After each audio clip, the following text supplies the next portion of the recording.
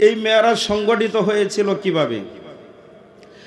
আল্লাহর নবী বিশ্ব নবী মুহাম্মদুর রাসূলুল্লাহ সাল্লাল্লাহু আলাইহি ওয়াসাল্লাম রাত্রিবেলায় এই রাত্রিবেলায় রজবের ২৬ তারিখ দিবাগত রাত্রিতে ওনার চাচাতো বোন হযরতে উম্মে হানির ঘরের ভিতর রাসূল শোয়া। হযরতে উম্মে হানির ঘরের ভিতর আল্লাহর পয়গম্বর যখন শুয়ে রইলেন, ওই ঘরের ভিতর থেকে জনাবে মুহাম্মদুর রাসূলুল্লাহ সাল্লাল্লাহু আলাইহি ওয়াসাল্লাম বলেন, আমাকে ওই ঘরের ভিতর থেকে একেবারে শূন্য আকারে অবস্থানরত অবস্থায় আমাকে দুইজন ফেরেশতাদের হাতের মাধ্যমে উম্মে হানির ঘরের ভিতর থেকে হাতিমে কাবার ভিতর নিয়ে যাওয়া হয়।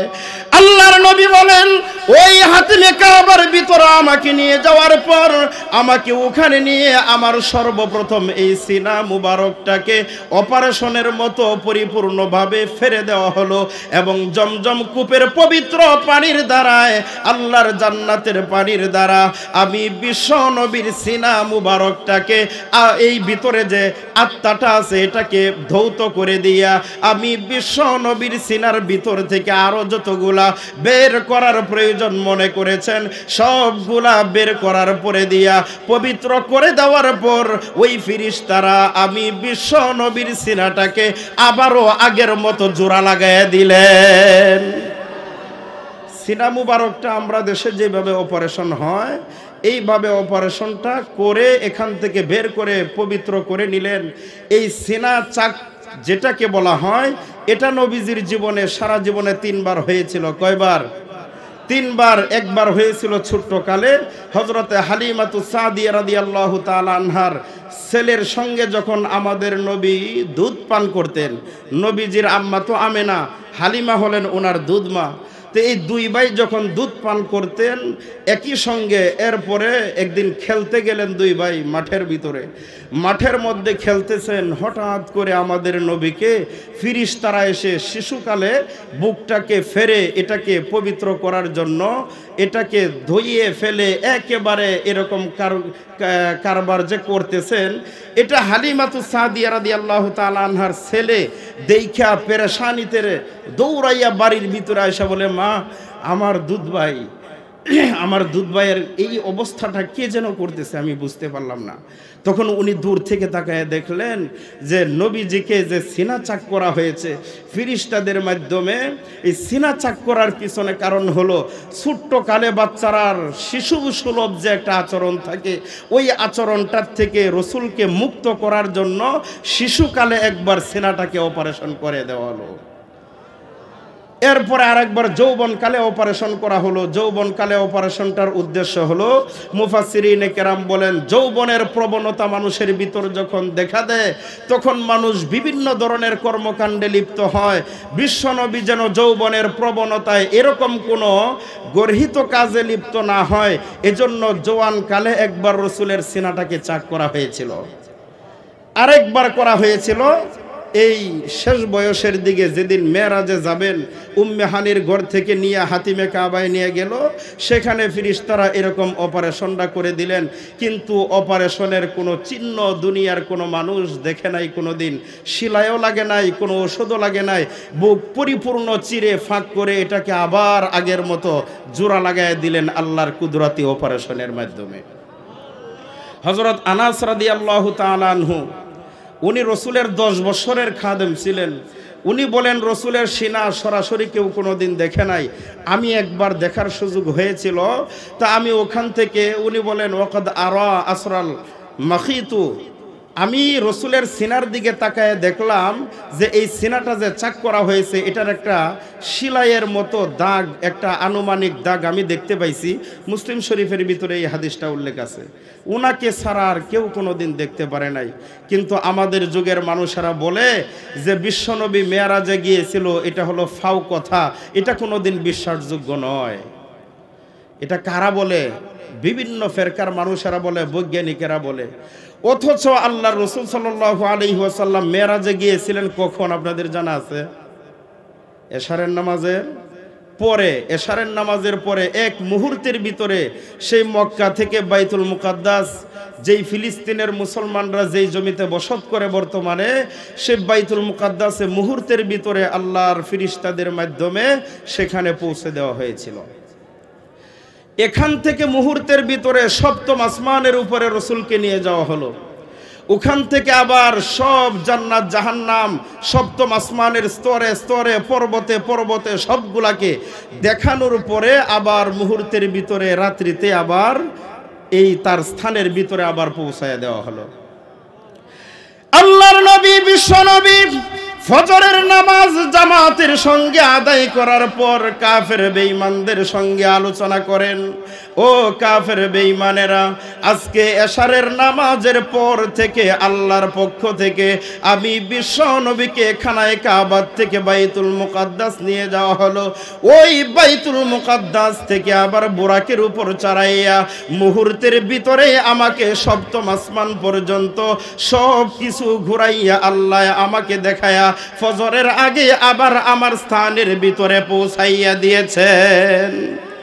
আর কাফের বেঈমানেরা বলে এটা কোনোদিন সম্ভব নেই। এক রাত্রির ভিতরে সপ্তম আসমান পর্যন্ত ভ্রমণ করার পরে কোনো মানুষ ফজরের আগে আগে আবার পৌঁছাইতে পারে না, এটা কোনোদিন সম্ভব হতে পারে না। আবু জাহিল্লা তার দলের লোকদেরকে নিয়ে বলে, মুহাম্মদের পাগলামি কথাগুলো আমরা শুনতে চাই না, সুতরাং এই কথার কোনো ভিত্তি হতে পারে না। মুহাম্মদের প্রধান যেই শিষ্য আছে হযরতে আবু বকর সিদ্দিক রাদিয়াল্লাহু তাআলা আনহু, তার কাছ থেকে আগে প্রস্তাব জানায় আসি। আবু জাহেল তার দলের লোকদেরকে দিয়া পাঠায়, হে নবীর সাহাবী আবু বকর, তোমাদের পয়গম্বর আগেই বলে নাই, আগে এমনিতে ডাক দিয়া বলে, আবু বকর রে, যদি কোনো মানুষ এরকম প্রস্তাব দিয়ে থাকে একই রাত্রের ভিতরে সপ্তম আসমানের উপর থেকে ভ্রমণ করে ফজরের আগে আবার চলে আসে, তাহলে এটা বিশ্বাসযোগ্য কোনো কথা কিনা? আবু বকর সিদ্দিক রাদিয়াল্লাহু তাআলা আনহু বললেন, এমন কথা কে বলেছে? কাফের বেঈমানেরা বলে, তোমাদের নবী মুহাম্মদের জবান থেকে এই কথা আমাদের কাছে শোনাইলো। আবু বকর ডাক দিয়া বলে, হে কুফারে কুরাইশরা, যেই মুহাম্মদের জবান থেকে আমরা পর্যন্ত বিভিন্ন ধরনের আলোচনা শুনলাম, যদি আজকের এই প্রস্তাবটা স্বয়ং আল্লাহর নবীর পক্ষ থেকে হয়ে থাকে, আমি আবু বকর আজকের ফজরের জামাতে উপস্থিত ছিলাম না, আমি রসুলের কাছ থেকে আগে থেকে শুনি নাই, কিন্তু তোমাদের প্রস্তাব শোনার পরে দিয়া আমি আবু বকর বিশ্বাস করতে এক বিন্দু পরিমাণ কোনো কৃপণতা করলাম না। আল্লাহর নবী যেই কথা বলেছেন এই কথা সত্য, এর ভিতরে এক বিন্দু পরিমাণ কোনো দ্বিধাবোধ নাই। কাফের বেঈমানেরা কয়, বিচার দিলাম কার কাছে? এখন তো ঘুরে ফিরে হেডে হইল। তারা দুইজন তো একই, তারা দুইজনই এক হয় কিভাবে দেখেন। আল্লাহর নবী একদিন রাস্তা দিয়ে যাওয়ার বেলায় এলাকারই একটা লোক যায় বলতেছে, মুহাম্মদ, আপনার চাচা আবু জাহেলের কাছে আমি কিছু টাকা পাই, টাকাটা আমাকে দেয় না। এই যে শনি মঙ্গলবার ঘুরাইতেছে, কয়েক বছর যাবৎ শনি মঙ্গলবার আর ফিরে আয় না তার। এরকম ভদ্রলোক আজকের মাহফিলে আছে নাই মনে হয়? না থাকলে আলহামদুলিল্লাহ ভালো। আবু জাহেল যে টাকা পায়, আবু জাহেলের কাছে টাকাটা কোনোদিন দেয় না। এখন কি করা? মুহাম্মদ সাল্লাল্লাহু আলাইহি ওয়াসাল্লাম বললেন, আসো আমার সঙ্গে, টাকা নিয়ে দিতেছি। আল্লাহর নবী আবু জাহেলের বাড়িতে গিয়া ঘরের দরওয়াজায়, পিছনের দরওয়াজার চৌকাঠের মধ্যে এইভাবে হাত রাখলেন। হাত রাখার সঙ্গে সঙ্গে আবু জাহেল যে ভাত খাইতেছিল, আবু জাহেলের পুরা বাড়িটা ভূমিকম্পের মতো একটা ধাক্কা লাগাই দিল। ধাক্কা লাগার সঙ্গে সঙ্গে আবু জাহেল ভয় পায়া ছুটি হাত নিয়ে উঠে আসছে। হঠাৎ করে আমার রাজপ্রাসাদ প্রকম্পিত হয়ে গেল। ব্যাপারটা কি? বাহিরের দিকে দৌড়াইয়া এসে দেখে দরজায় তার ভাতিজা মুহাম্মদ দাঁড়ানো, চৌকাঠের মধ্যে হাত। সে আর বুঝতে বাকি রইল না যে আবু জাহেলের বাড়িতে যেহেতু মুহাম্মদের হাত পড়ছে, এই বরকতপূর্ণ হাত পড়ার কারণে আল্লাহর পক্ষ থেকে এই ভূমিকম্প নাজিল হয়ে গেছে। রসুল আবু জাহেলকে ডাক দিয়া বললেন, চাচা, আপনার কাছে বলে এই ব্যক্তি টাকা পায়? আবু জাহেল কয়, ভাতিজা, টাকা তো পাই, এখনই দিতেছি। টাকা কত পায়, কবে দিবা, এরকম কোনো কিছু বলে নাই, বলতেছে টাকা এখনই দিতেছি। রসুল বললেন সুতি হাত ধৌত করে তারপরে টাকা দেও, কোনা সুতি হাতেই দিতেছি, সুতি হাতেই টাকা দিতেছি। এরপরে আবু জাহেল সুতি হাত নিয়ে টাকাটা ওই ব্যক্তিকে রসুলের সামনে যখন দেয়, ওয়ালিদ ইবনে মুগিরা, উতবা, সাইবা এরা সবাই মিলে দূর থেকে তাকায় দেহে আর কয় মুহাম্মদ আর আবু জাহেল দু তলে তলে মিল আছে। নাইলে এই বেটা এতদিন যাবত টাকা পায়, কোনোদিন দেয় না, শনি মঙ্গলবার ঘুরাইতে ঘুরাইতে স্যান্ডেল ছিঁড়ে গেল, আর আজকে মুহাম্মদ বলার সাথে সাথে টাকা দিয়ে দিল। নেতাটা কয় নাম্বারের নেতা, খালি বাইরে আয়োগ পরে তারে বুঝায়া। কাফেররা বাকিরা বলতেছে আবু জাহেলরে যে নেতা মানতাম, মুহাম্মদের সামনে তো হ্যাঁ পানি হয়ে গেল, ব্যাপার কি? তাহলে এরকম নেতা আর মানার দরকার নাই। আবু জাহেল খাওয়া দাওয়ার পরে যখন বাড়ির থেকে বের হয়, বাকি নেতারা বলে কি খবর সর্দার, আপনি তো দেখি বাতিজার সাথে খুব ভালো খুশগল্পই মারেন, খুব সম্পর্ক ভালো, বলার আগে টাকা দিয়ে দিলেন, তাইলে বোঝা গেল আপনি হেই দলের না এই দলের। আবু জাহেল কয় টের তোরা পাইবে কি, যখন আমার বাতিজা চৌকাটের মধ্যে হাত রাখছেন, হাত রাখার সঙ্গে সঙ্গে আমার পুরা বাড়ির ভিড়াটা ভূমিকম্পের মতো লড়ে গেল। আর চাচা বাতিজা যখন আমার সামনে দাঁড়াইয়া টাকার কথা জিজ্ঞাসা করলো, তখন আমি তাকায় দেখলাম চাচার সামনে দেয়া এমন একটা সাপ, যেই সাপের নিচের ঠোঁট হলো আমি আবু জাহেলের পায়ের নিচে, আর ওই উপরের ঠোঁটটা হলো আমার মাথার উপর, আর সাপটা খালি এইভাবে তাকায় বলতেছে টাকা দিবে না গিলারতাম, টাকা দিবে না গিলতাম। কই সময় তোরা থাকলে তো তোরা কাপড় চোপড় সব নষ্ট করে দিতে, আমি তো তাও করি নাই, টাকা না দিয়ে করিটা কি?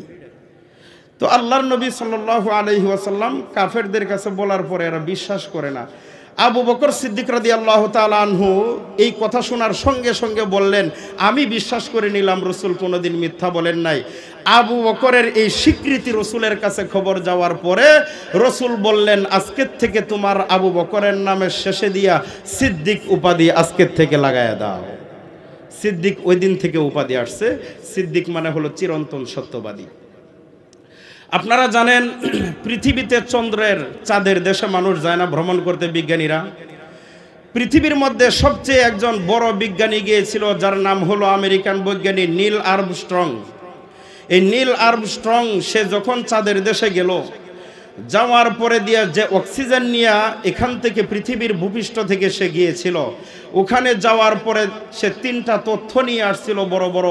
সেই 3টা তথ্যের মধ্যে একটা হলো যে চাঁদের দেশে অক্সিজেন বলতে কোনো কিছু নাই, সেখানে গিয়ে কোনো প্রাণী বা মানুষ বাঁচতে পারবে না।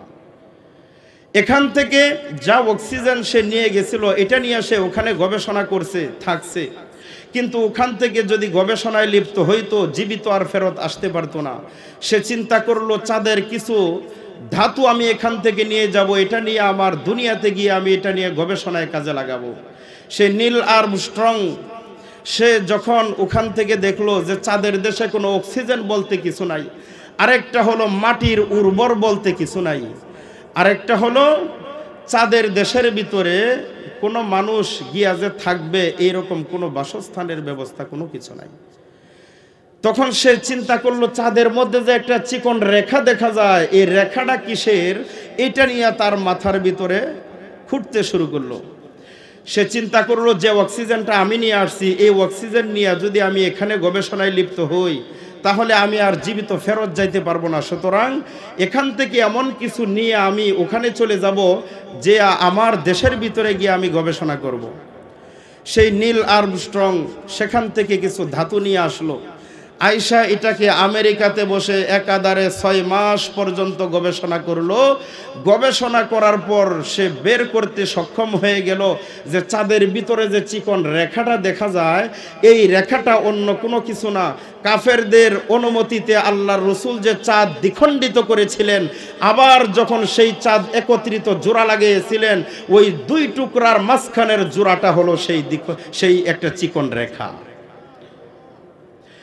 আল্লাহর নবীর চাচা হযরতে আব্বাস রাদিয়াল্লাহু তাআলা আনহু ইসলাম ধর্ম গ্রহণ করার পর বলে, ভাতিজা গো, আমার মনের ভিতরে বহুদিন যাবত একটা প্রশ্ন ঘুরপাক খায়, আমি এতদিন পর্যন্ত তোমার কাছে এই প্রশ্নটা করি নাই। ভাতিজা মুহাম্মদ ডাক দিয়া বলেন, ওগো চাচা, প্রশ্নটা এতদিন কেন করেন নাই? আল্লাহর নবীর চাচা বললেন, এতদিন পর্যন্ত আমি তো ইসলাম ধর্ম গ্রহণ করি নাই, কিন্তু আজকে ইসলাম ধর্ম গ্রহণ করার পর থেকে তোমার কাছে এই একটা সর্বপ্রথম প্রশ্ন করে বসলাম। ওই প্রশ্নটা হলো, ওই চাঁদের ভিতরে যে একটা কালো স্পট দেখা যায়, দাগ দেখা যায়, যেটাকে আমাদের দেশের মানুষেরা চাঁদের মাও বলে থাকে, আবার বাচ্চাদেরকে বুঝ দেওয়ার জন্য চাঁদের বুড়িও বলে থাকে। ও মুহাম্মদ, ওই চাঁদের ভিতরে কালো আবরণের একটি ব্যতিক্রম ছায়ার মতো দেখা যায়, এটা কিসের ছায়া হতে পারে? আল্লাহর নবী ডাক দিয়া বলেন, চাচা গো, বাকি সাহাবায়ে কেরাম সহ সবাইকে শোনায় দিলাম, এই চাঁদের ভিতরেও সূর্যের মতো এরকম বিশাল প্রখরতার একটা আলো ছিল। আল্লাহ তখন মানুষের সুবিধার্থে চিন্তা করলেন, এই পৃথিবীর মানুষেরা সকাল থেকে সন্ধ্যা পর্যন্ত যখন দিনের বেলায় জমির ভিতরে চাষাবাদ করবে, কেউ অফিস আদালতে কাজ করবে, কেউ তার ব্যবসা বাণিজ্যের ভিতরে লিপ্ত থাকবে, আর রাত্রি বেলায় চন্দ্রের এই প্রখরতার আলোর ভিতরে যখন ঘুমানোর জন্য বাড়ির ভিতর শুয়ে যাবে, দিনের বেলায় যেরকম সূর্যের কিরণের কারণে মানুষ যেমন ঘুমাইতে পারে না, ওরকম ভাবে রাত্রি বেলায় চন্দ্রের কিরণের কারণে মানুষ ঘুমাইতে অসুবিধা হয়ে যাবে। এই সুবিধাটা ভোগ করে নেওয়ার জন্য আল্লাহ তার রহমতের ফেরেশতাদের কমান্ডার জিবরাইল আলাইহিস সালামকে হুকুম করলেন, ও জিবরাইল, আমার পৃথিবীর বান্দারা রাত্রি বেলায় ঘুমাইতে গেলে যেন কোনো কষ্ট না হয়, এজন্য এই চন্দ্রের আলোটাকে নির্বাপিত করে দাও। আল্লাহর ফেরেশতা, রহমতের ফেরেশতা জিবরাইল এই নূরের পাখাগুলা দিয়া চন্দ্রের সামনে গিয়ে যখন এরকম ভাবে আঘাত হানলেন, এইভাবে তিনটা আঘাত করার পরে দিয়া ওই চন্দ্রের গায়ের ভিতরে যে রৌদ্রের প্রখরতা আলো ছিল, ওই আলোটা মুহূর্তের ভিতরে চিরদিনের জন্য বন্ধ হয়ে যায়। জিবরাইলের পাখার বাড়িতে এখান থেকে আলোটা যখন সরে গেল, সেই আলো সরে যাওয়ার কারণে সেটার একটা চিহ্ন স্মৃতিস্বরূপ আল্লাহ চাঁদের ভিতরে বাঁকা সাজের মতো একটা ছবি তার ভিতরে অঙ্কন করে রেখে দিয়েছেন। বুঝে আসছে সকলের? বুঝতেছেন কথাগুলা? এই বিশ্বনবী মুহাম্মদুর রাসূলুল্লাহ সাল্লাল্লাহু আলাইহি ওয়াসাল্লাম সুবহানাল্লাযী আসরা বিআবদিহি দিয়া যে আল্লাহ তাআলা বুঝাইলেন যে ইসরা শব্দের অর্থ হলো রাত্রির ভ্রমণ, আর মেরাজ শব্দের অর্থ হলো ঊর্ধ্বগমন। মেরাজ শব্দের অর্থ হলো ঊর্ধ্বগমন, মানে জমিন থেকে রসুলকে উপরে উঠানো হয়েছিল। আর সুবহানাল্লাযী আসরা বলে যে শব্দ ব্যবহার করেছেন, এই ইসরার দ্বারা আল্লাহ বুঝাইছেন রাত্রির ভ্রমণ। সুতরাং রসুল মেরাজে গিয়েছিলেন দিনের বেলায় না রাত্রিতে? কথা বলেন না কেন? দিনে না রাত্রিতে? রাত্রিতে। সে বাইতুল মুকাদ্দাস যখন রসুলকে বুরাকের উপর উঠাইয়া নিয়ে আসা হলো, সেখানে আল্লাহর পক্ষ থেকে আদম নবীর থেকে সমস্ত পয়গাম্বরকে রাত্রিবেলায় বাইতুল মুকাদ্দাসে আল্লাহ উপস্থিত করে দিলেন। সমস্ত আম্বিয়ায়ে কেরাম আসলেন এখানে নামাজ পড়ার জন্য। কেন নামাজ পড়বে? এশার পরে আবার নামাজ কিসের? এটা 5 ওয়াক্তের কোনো নামাজই নয়, এটা হলো 2 রাকাত নফল নামাজ। কেন পড়াইলেন?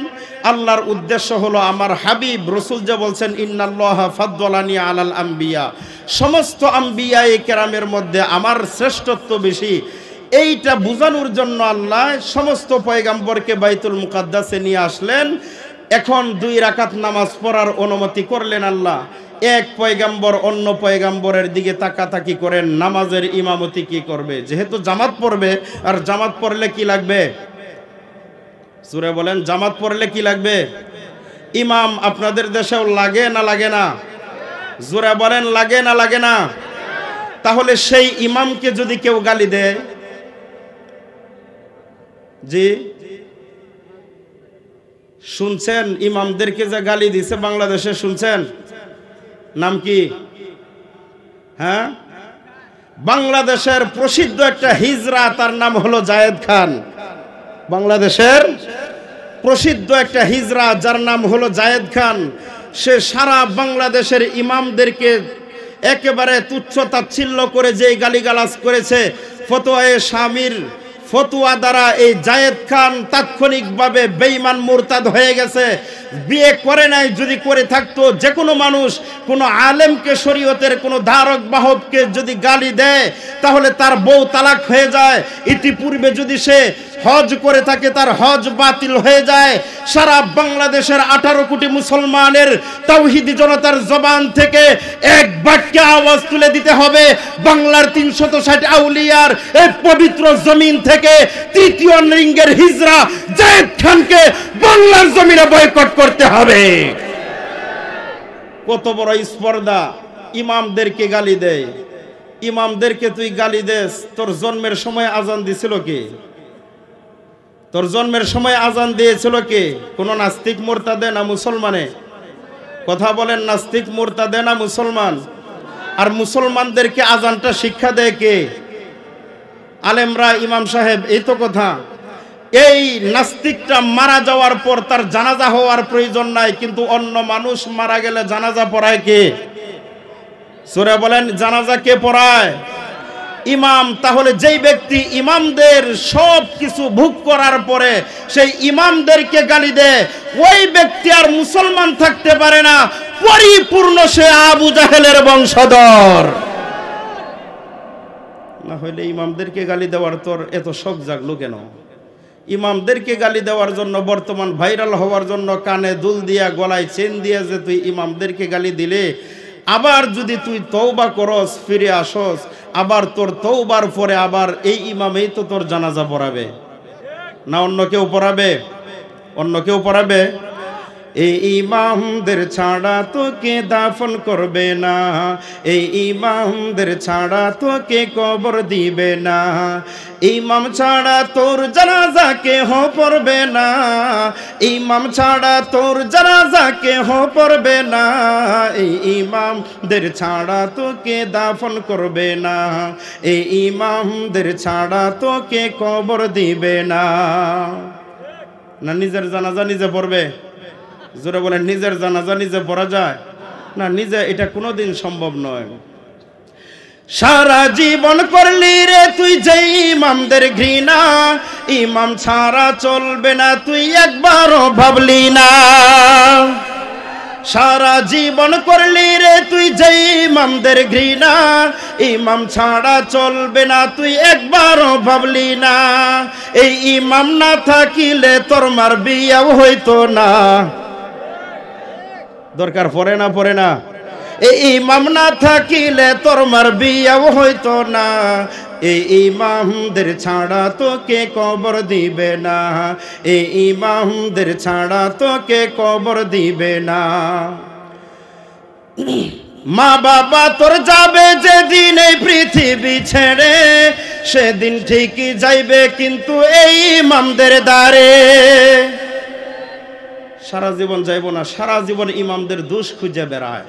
পরে যখন বিপদে পড়ে তখন 4 হাত পাও একসাথে জোড়া লাগায় কয়, হুজুর এখন বাঁচানির মতো রাস্তা আপনার ছাড়া আর কেউ নাই। বলেনি এমন কথা? মা বাবা তোর যাবে যেদিন এই পৃথিবী ছেড়ে, সেদিন ঠিকই যাইব কিন্তু এই ইমামদের দ্বারে।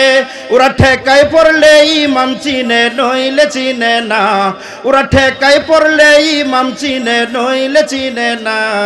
এই ইমামদের ছাড়া তোকে দাফন করবে না, এই ইমামদের ছাড়া তোকে কবর দিবে না, ইমাম ছাড়া তোর জানাজা কেহ পড়বে না, ইমাম ছাড়া তোর জানাজা কেহ পড়বে না, এই ইমামদের ছাড়া তোকে দাফন করবে না। কষ্ট হইতেছে আপনাদের? কষ্ট হইতেছে মনে হয়? একটা দিনই তো। তাহলে চলেন, আল্লাহর নবী সাল্লাল্লাহু আলাইহি ওয়াসাল্লাম মেরাজে গিয়েছিলেন। এই মেরাজটা বাইতুল মুকাদ্দাসে সমস্ত আম্বিয়ায়ে কেরামদেরকে যখন আল্লাহ হাজির করলেন, ইমামতি কে করবে? আল্লাহ রাসূল সাল্লাল্লাহু আলাইহি ওয়াসাল্লাম বলেন, জিবরাইল আমার হাতের ভিতরে ধরে বলেন, সল্লি লানা ফাসাল্লাইতু রাকাতাইন। জিবরাইল আমার হাতে ধরে সামনে যখন ঢুকাইয়া দিলেন, ফাসাল্লাইতু রাকাতাইন, আমি 2 রাকাত নামাজ পড়াইলাম, তাদের সকলের ইমামতি করলাম আমি রাসূল নিজে। কথাটা বুঝতে পারছেন? ওই যে রাসূল বলছেন ইন্নাল্লাহা ফাদ্দালানি আলাল আম্বিয়া, সমস্ত আম্বিয়ায়ে কেরামের ইমাম হিসাবে রাসূলকে আল্লাহ বানাইলেন। উদ্দেশ্য হলো ইমামুল আম্বিয়া, সমস্ত রাসূলের ইমাম হিসাবে আল্লাহ বানাইলেন। উদ্দেশ্য হলো ইমামুল মুরসালিন। কথাটা বুঝে আসছে? তাহলে সেই রাসূলকে মেরাজের রাত্রিতে এখানে যখন নিয়ে গেলেন, এত মুহূর্তের ভিতরে আল্লাহ সপ্তম আসমান ঘুরাইয়া আনলেন। এখানে তো 1-2 দিনের রাস্তা না, এখানে কতটুকু রাস্তা হইতে পারে? মুফাসসিরিনে কেরাম বলেন, যেই পৃথিবীতে আমরা আছি এই পৃথিবীটা গোলাকার কতটুকু, এটা হলো কমলা আপেলের মতো। এই পৃথিবীটাকে আরেকটা শূন্য বেষ্টনী দিয়ে ঘেরাও করে আছে। পৃথিবীর গভীরতার থেকে শূন্যতার ঘেরাওয়ের মাঝখানে হলো 500 বছরের রাস্তা। কত বছরের রাস্তা? 500 বছরের রাস্তা। ওই শূন্যতার পরে আরেকটা আসমান আছে, ওই শূন্যতার পরে একটা মোটা আবরণ দেওয়া আছে, সেই আবরণটার নামই হলো আসমান। এই শূন্যতার আবরণের পরের যে আসমানটা আছে, প্রথম আসমান, এটার দূরত্ব হলো আরো 500 বছরের রাস্তা। এইভাবে 7টা আসমানের 7টা পরত আছে, শূন্য আছে।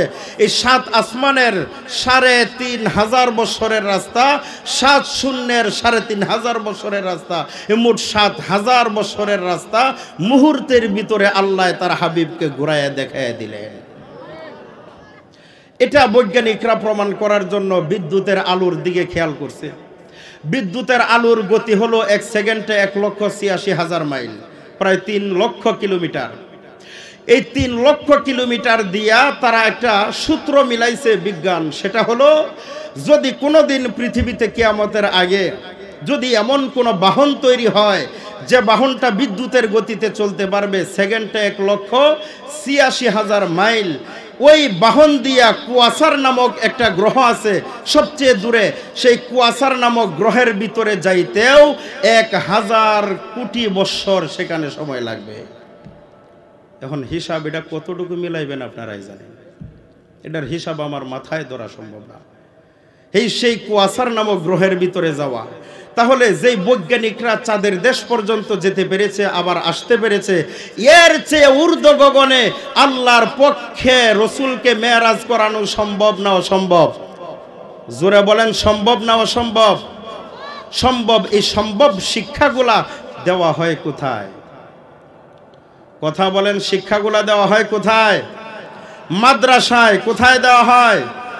মাদ্রাসায়। এখন যদি কেউ বলেন মাদ্রাসার থেকে জঙ্গি তৈরি হয়, কথাবার্তায় বোঝা যায় মাদ্রাসার থেকে জঙ্গি তৈরি হয়, কলেজ ভার্সিটির থেকে শুধু ফেরেশতা সাপ্লাই হয়, এমনই তো বোঝা যায়।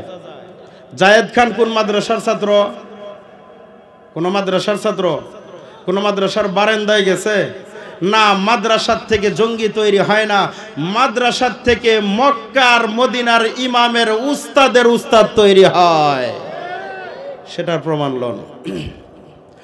ভারতবর্ষের মধ্যে সবচেয়ে খতমে নবুয়তের আমির যিনি ছিলেন, আল্লামা শাহ আনোয়ার শাহ কাশ্মীরি রহমতুল্লাহি আলাইহি, উনাকে হাদিস বিভিন্ন কিতাব থেকে সংরক্ষণ করে যিনি দিতেন, তিনার নাম হলেন শেখ আব্দুল্লাহ দরখাস্তি।